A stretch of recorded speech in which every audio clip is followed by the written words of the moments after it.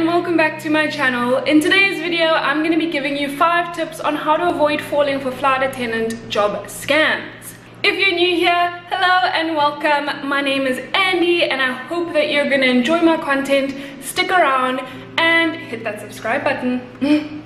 Okay, so I've gotten a few DMs from you guys telling me that you got a job and you're so excited, and then when I ask for a few more details, we figure out that it's a scam. So again, I'm so sorry for you guys, but at the same time, I'm really happy that I could help you figure that out. I know that it's January. I know that a lot of the matriculants are starting their job hunt or figuring out what training they're gonna do. So this is obviously the time that these predators wanna hit hard. And I'm making this video just so that I can help those of you guys who aren't quite sure, who don't know quite as much yet. I just want to help you to avoid falling into that trap, because these people are out here to get your money, waste your time, and just cause you a lot of stress. I almost fell for this when I was starting out, but luckily I was surrounded by people who knew what they were doing, who knew about these kind of things, and they helped me figure it out. So hopefully that's what I can do for you. So let's get into the 5 tips. Tip number 1 is to do your research. Guys, please do your research. I cannot stress this enough. Education is everything. Please educate yourself on the career path that you want to take. You don't just trip and fall into a career. You gotta know what it is that your qualifications need to be. In order to do this, you can always try to do some research on the companies. Look on their Facebook pages. A lot of them still have their previous job opening posts up on their Facebook pages, and they've got a list of requirements for the cabin crew that you can see. So for example, I know that Fly Saffair is very specific, and they say that it is a non-negotiable requirement for you to have your own car if you want to be a flight attendant for them. So why waste your time applying and sending your CV if you don't even have your own car? Do that research. Know what it is that they look for before you even apply, so that when you do, you are setting yourself up for success and not failure.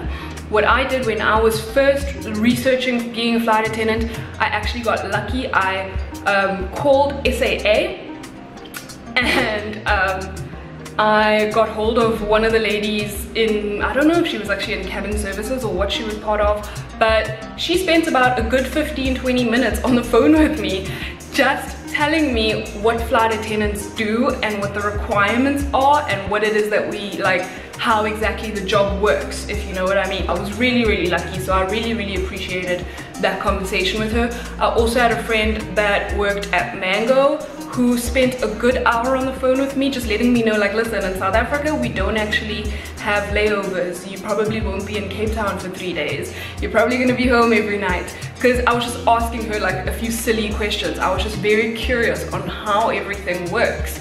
And so yeah, I feel very lucky that I actually knew people like that. But guys, it's so easy to do. I just spent so much time on that one. Oh, okay. Tip number 2, and this is probably the most important one, so maybe I should have mentioned it first. But anyway, hopefully you're still tuned in and still paying attention. So now you will know not to pay anyone. Guys, this is so important. It does not make any sense for a company to offer you a job and then make you pay for your own training. I know I've mentioned in my first video that you have to pay for flight attendant training, but that is your ab initio training. That is what gives you your cabin crew license. Now you already have your license and you are now applying for cabin crew jobs at different airlines. Once an airline offers you a job and you've signed your employment contract, they cannot make you pay for your training. The training should be part of your employment contract. They have to take care of your training. It should not be on your pocket. One of you sent me a screenshot a couple days ago of a job offer that you received, and it said in the email, congratulations, you got the job. Now you have to pay us 2,500 Rand for your training. Like, that is not legitimate. That is a definite scam, you guys, because you will pay this person their 2,500 Rand and then you will not be able to get hold of them. You will go to that address that they gave you and there will be nothing there. So please be aware of these things. Tip Tip number 3 is to apply for a job directly to the airline. Airlines very seldom use third-party job seeker type of websites like Indeed or Careers24. I've rarely seen them on those sites. Usually they will use their own website, their own careers page, a recruitment site that they have like linked to their website, or they will share their opening on like maybe their Facebook page or something like that. But yeah, so if you do see like a job opening on like a random different website that's not really affiliated with that airline, then just double check on the airline's website. So let's say you see a job opening for flight attendants at Kulula or something like that. Go to Comair's website, go scroll all the way down until you get to the careers tab, tap that, check on their careers tab if they actually have a job opening for flight attendants at that current time. If that doesn't work, then go to their contact us page. Usually they've got some type of phone number, telephone number for someone in the office who you can call and just say, hi, listen, I just saw a job opening for your airline for a flight attendant position on such and such website. I was just wondering if it is a legitimate opening, if you guys actually are recruiting at this moment, yes or no. Then that person will tell you yes or no, and Bob's your uncle. Now you know whether it's legit or not. They do pick up the phone, trust me, they do pick up the phone. So it doesn't take 5 minutes. Just try to get hold of someone to make sure that it is a legit job opening. Whenever I see job openings on websites and on other airlines Facebook pages and stuff, I try to share that as much as possible just so that other people can see it and go ahead and apply. Oh, also, before I forget, there should never be a cell phone number linked to a flight attendant job opening.